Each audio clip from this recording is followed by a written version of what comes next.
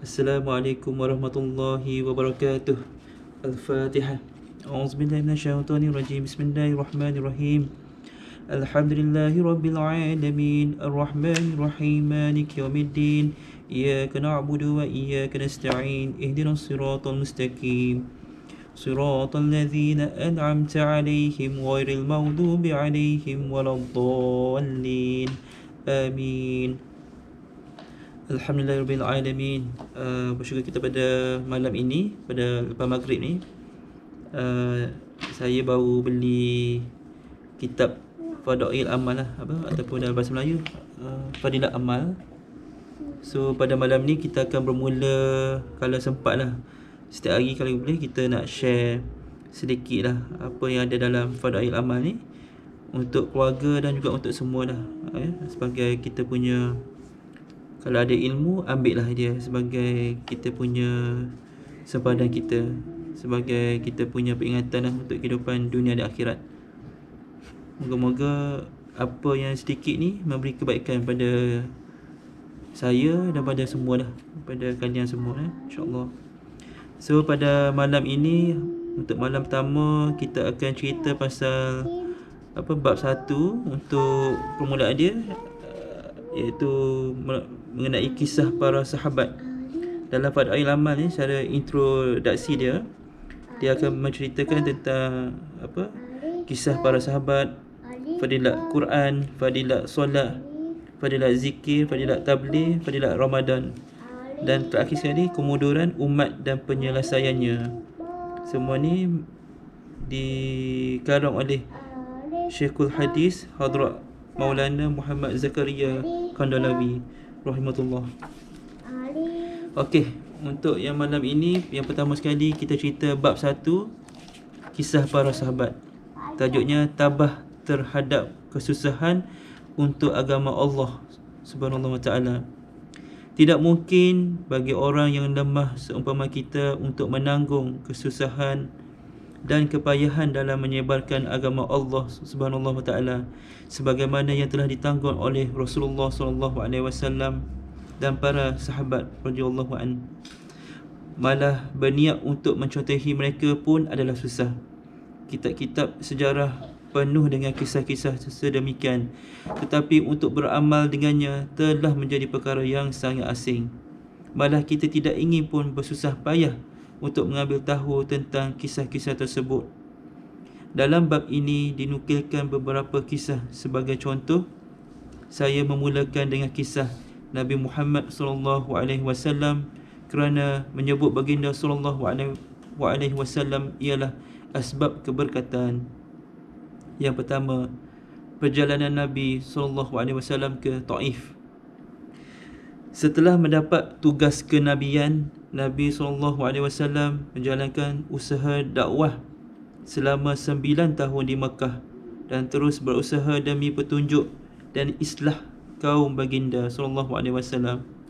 Semua orang kafir Mekah berusaha sedaya upaya untuk menyusah dan mempersendakan baginda SAW serta para sahabat radhiyallahu an dengan berbagai-bagai cara, tanpa melepaskan sebarang peluang yang ada, kecuali segolongan kecil orang yang telah memeluk Islam dan segelintir orang yang menolong baginda walaupun masih belum memeluk Islam. Bapa saudara baginda sallallahu alaihi wasallam, yakni Abu Talib, juga ialah antara mereka yang baik hati.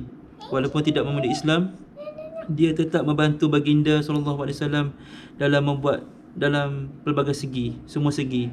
Selepas 10 tahun baginda sallallahu alaihi wasallam menjadi nabi, apabila Abu Talib meninggal dunia, orang kafir pun mendapat lebih banyak peluang untuk menghalang penyebaran Islam dan menyeksa orang Islam dengan berbagai-bagai cara secara terbuka. Nabi SAW telah pergi ke Taif dengan anggapan bahawa di sana ada kabilah Saqif yang ramai bilangannya.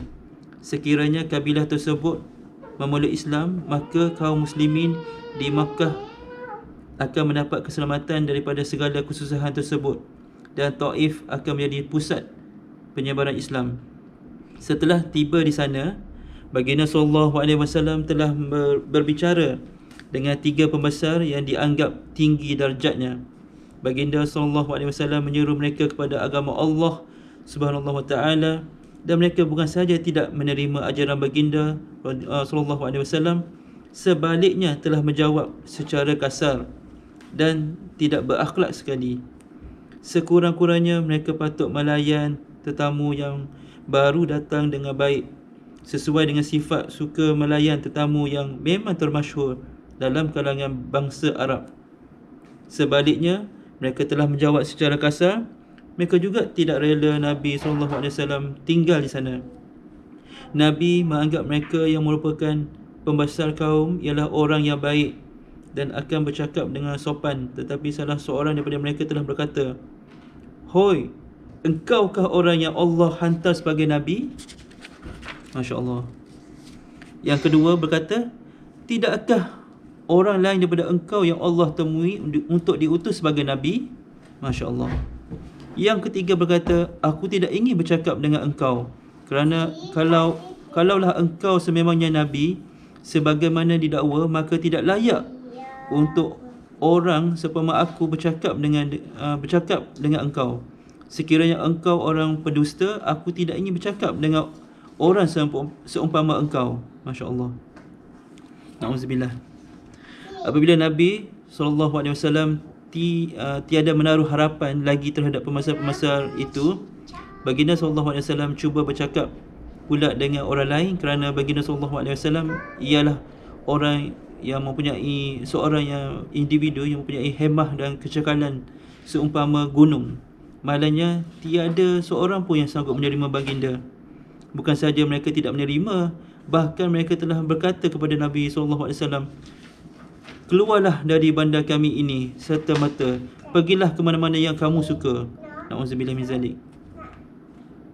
Apabila baginda SAW sudah langsung tiada menaruh harapan lagi terhadap mereka, maka baginda telah memulakan langkah untuk pulang.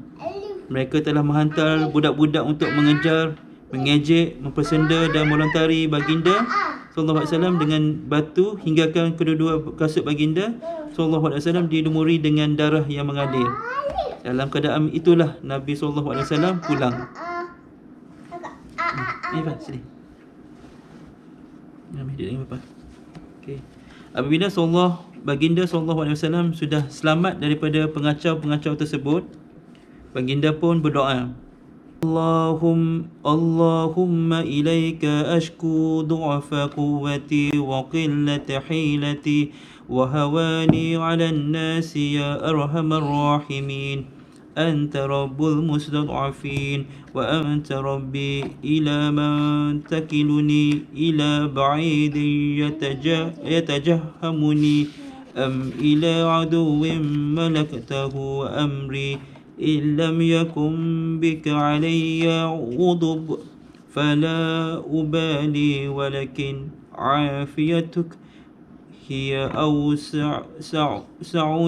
a'udhu binurika wajhika alladhi ashraqta lahu az-zulumat wa salaha alayhi amru ad-dunya wal akhirah min an tunzila bi ghadabak aw yahilla alayya sakhatuk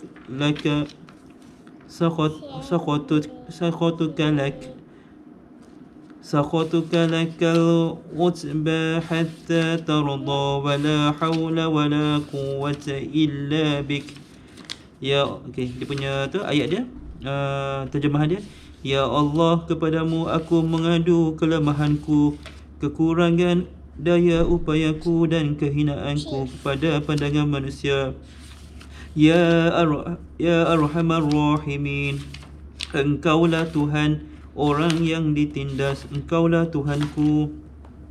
Kepada siapakah engkau menyerahkan diriku ini? Kepada orang asing yang memandangku dengan penuh kebencian, atau kepada musuh yang menguasai aku? Sekiranya engkau tidak murka kepadaku, maka aku tidak peduli. Namun afiatmu sudah cukup buatku. Aku berlindung dengan nur wajahmu yang menerangi segala kegelapan, dan teratur di atas nur itu urusan dunia dan akhirat, daripada engkau menurunkan kemarahanmu kepadaku dan engkau murka kepadaku, kepadamu lah aku tetap merayu sehingga engkau redha. Tiada sebarang daya untuk melakukan kebaikan dan tiada upaya untuk meninggalkan kejahatan kecuali dengan bantuanmu, ya Allah. Dengan doa demikian, bersemaraklah sifat Qahhar Allah, Raja segala kerajaan. Lalu Jibril alaihissalam datang memberi salam dan berkata, Allah Subhanahu wa taala telah mendengar perbualan kaum itu dengan tuan dan telah mendengar jawapan mereka serta menghantar satu malaikat yang berkuasa ke atas gunung ganang. Perintahkan sahaja malaikat itu supaya melakukan apa-apa yang tuan kehendaki. Astagfirullahaladzim. Selepas itu, malaikat tersebut memberi salam dan berkata, saya akan menunaikan segala yang diperintahkan oleh tuan, sama ada diperintahkan supaya saya melagakan bukit bukau di kedua-dua arah yang akan menyebabkan mereka semua akan hancur, atau apa-apa sahaja hukum yang tuan tetapkan. Baginda SAW ialah orang yang amat pengasih serta lagi belas kasihan. Baginda SAW telah memberi jawapan, aku tetap menaruh harapan kepada Allah bahawa walaupun mereka ini tidak memeluk Islam, pasti akan lahir orang yang akan menyembah Allah Subhanahu wa taala dan beribadah kepadanya dalam kalangan anak-anak mereka. Okey, kesimpulannya ataupun keterangannya, inilah dia akhlak peribadi mulia seorang yang sangat kita kenali, dan kita rasa kita ni bangga sangat jadi sebagai pengikut dia. Inilah Nabi Muhammad SAW. Sebaliknya apabila kita sendiri, ini cerita pada diri kita, sebaliknya apabila kita sendiri mengalami sedikit kesusahan atau kita dilempari dengan kata-kata kesat, kita akan menjadi begitu marah sehingga kita menaruh perasaan dendam yang tidak padam-padam seumur hidup kita terhadap orang yang telah menyakiti kita. Kezaliman serta demi kezaliman kita lakukan ke atasnya, sedangkan kita mengaku kita ialah pengikut Nabi Muhammad SAW yang mengikut jejak langkah baginda SAW. Setelah menanggung kesusahan dan penderitaan yang begitu dahsyat, baginda SAW sendiri tidak pun mendoakan keburukan pada mereka dan tidak juga mengambil sebarang tindak balas. Okey, wallahu alam bisawab.